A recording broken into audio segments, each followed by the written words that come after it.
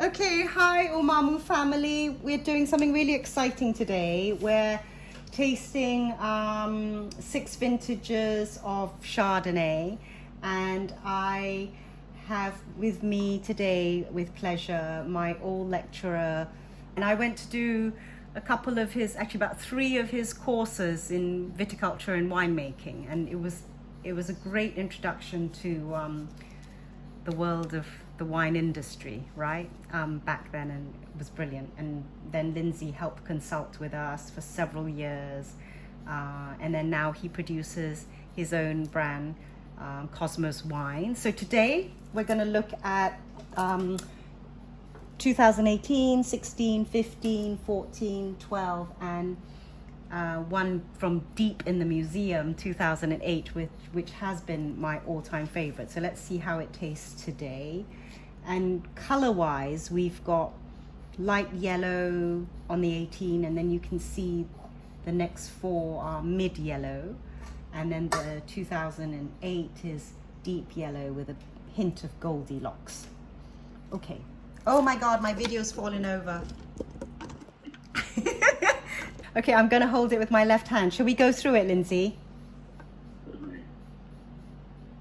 Can you tell us a little bit about the nose? I like it's a light nose, and I have custard and brioche on the nose, not showing too many fruity characters, not overripe. Hint of oak there, but quite nice, I like. Move on to the palate. Sure. You can see the oak, the French oak there, it's showing through. Obviously the wine's a little young yet, so there's some structure, but some nice lemon and citrus notes, quite juicy in the mouth. Quite pleasant, sort of yeah? Makes you want to drink more, Yep. eat something. So, a nice elegant wine. Which is kind of what we strive for. Okay. Nice to get that tick in the box. All right, so then we've got the, take us through the 16. Some ripe tropical fruit notes there. I get this sort of sweet lollipoppy candy feeling. Yes, yeah. And in the palate's not quite as zingy as the 18. It's a little bit heavier in the palate. Yeah, a little bit calmer. But still that ripe tropical fruit flavour coming through. Right. Have a quick look. 2016.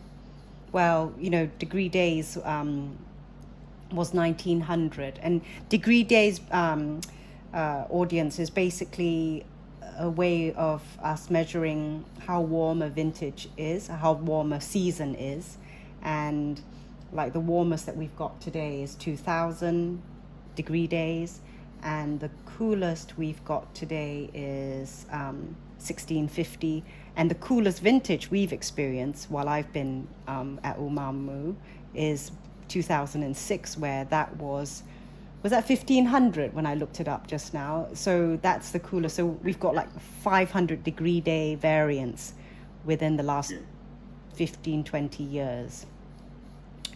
Okay. So now 2015, there we go, and pop you here. Okay, Lindsay. And by the way, there we are, the 2 of us. I'm coming back to the wines now. Okay. It's certainly more in line with the 18, much fresh, clear, zesty, sort of meringue with a hint of caramel in the nose. See a couple of oak there, but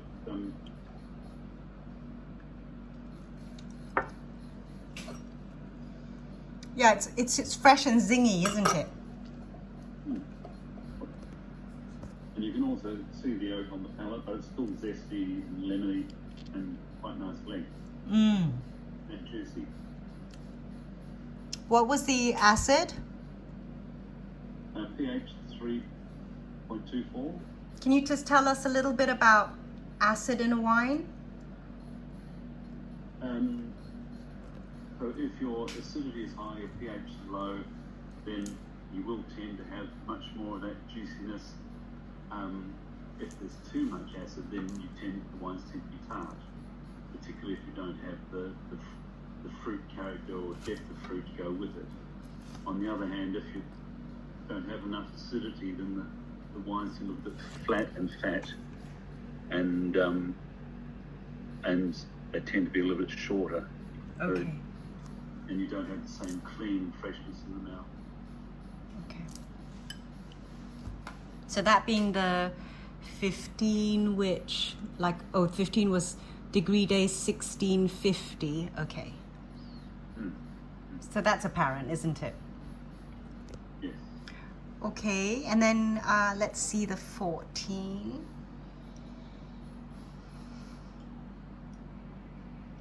Ooh, it's fresh. I mean, I call it fresh perfume, intense. Yeah, there's certainly ripe fruit characters there. Nice development. Smells integrated. You know, it's not fruit, it's not oak, it's froak. Let's call it that. It's froaky. It's balancedly froaked. Oh, goodness. You can always make up words, can't we? Oh, that's the best. Mummy used to call me the best smeller proper. And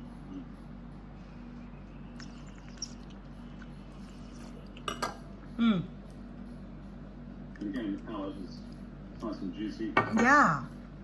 It's so mouth-watering. You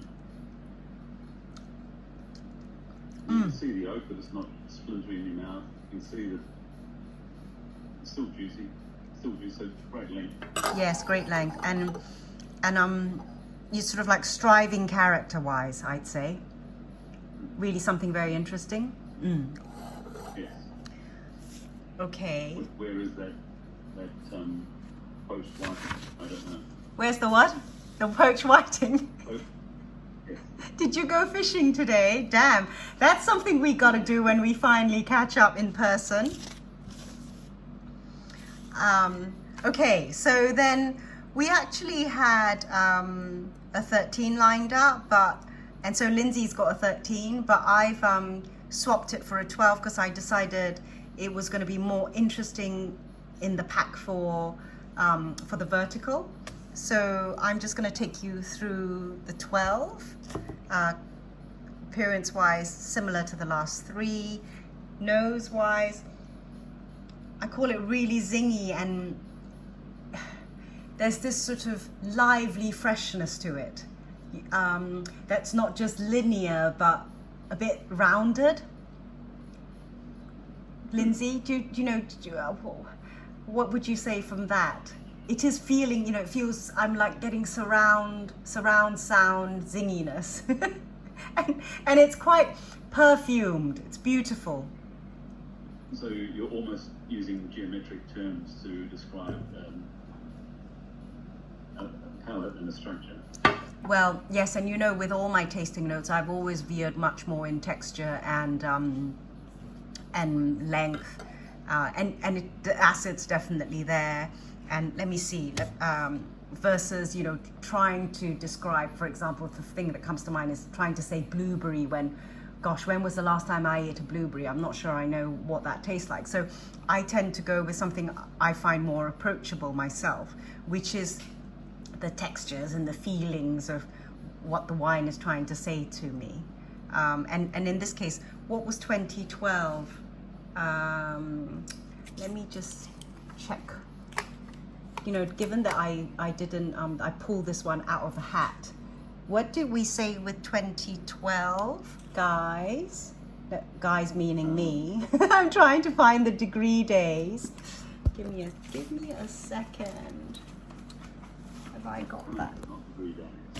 No, I let me see.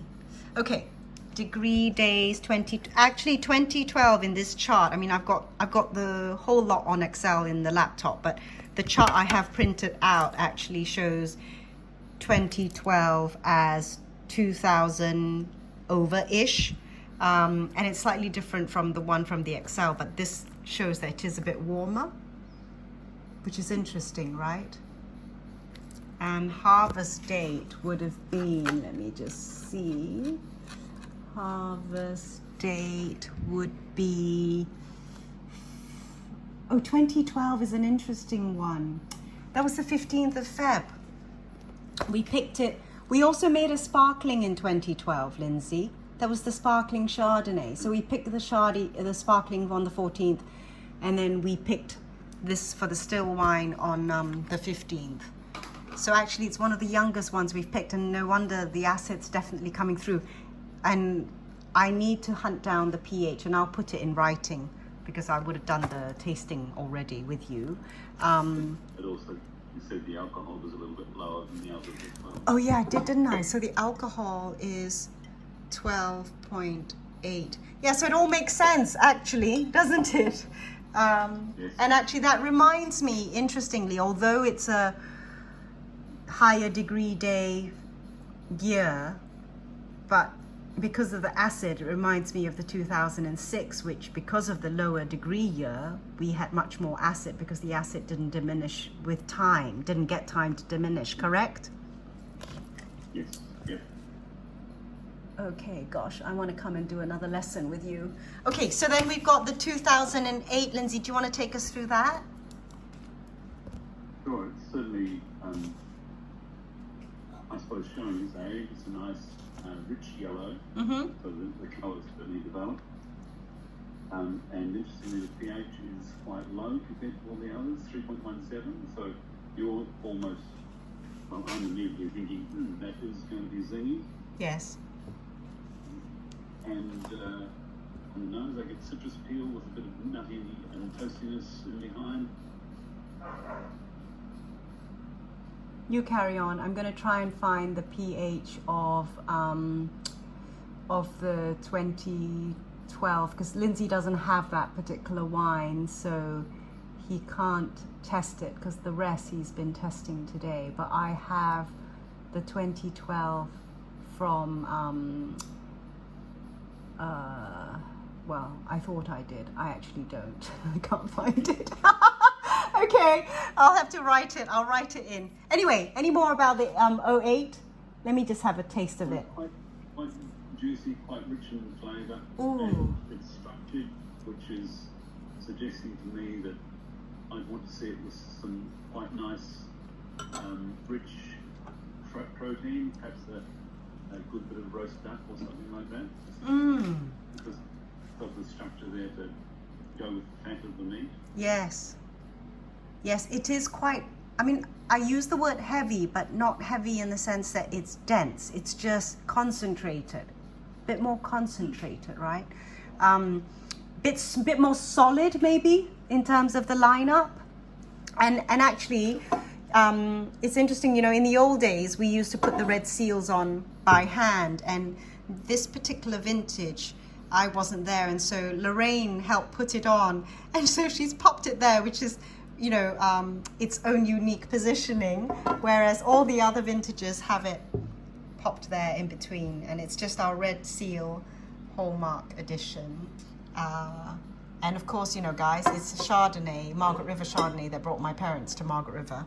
So mum and dad in the 70s and 80s used to go to Sydney and stay at the Regent and then have dinner at Cable's. And the first night, Daddy inevitably always ordered Chateau Merceau. But one evening, the sommelier apologetically said, "We've run out." And they were tired, jet lag from here. So he said, "Can I recommend you a local equivalent?" And it turned out to be a Lewin Chardonnay from Margaret River. And of course, at that time, and even now, very few people had heard of Margaret River from Malaysia. But they discovered it in 1984-ish. And then Bob's your uncle, the rest is history. And they just kept visiting Margaret River over and over after that. Okay, so thank you, Lindsay. Is there anything else you'd like to say for this? No, I think, well, apart from it's a very interesting trial, and it's always nice to have the opportunity to see a lineup of wines like this, because that is just unusual. Yes. just to see the differences of season and all the influences that go on. We know it's not just grapes growing on a vine. Did the tractor break down? Did the irrigation break down? Was this, were they running late with the harvest or early? Or there's all those things that impact on what's going on and what ends up in the bottle. Yes, and there's so much that can happen during the season as we're running up to picking the harvest date, right? And so many variables, so many influences of what actually ends up in a bottle of wine. So yeah, and I have to say, vertical tastings are one of my greatest pleasures of the wine industry, and I'm so glad I thought about the fact that we could do this together, and I can learn from you and share it with the family and take it from there. So I hope the vertical lovers, particularly of Chardonnay, will enjoy this lineup. So thank you everyone for listening in, and order the 6-pack. We have it online, and then listen through and taste it with us, right? Thank you, Lindsay. Absolutely. See you Okay. again. Thank Okay. you.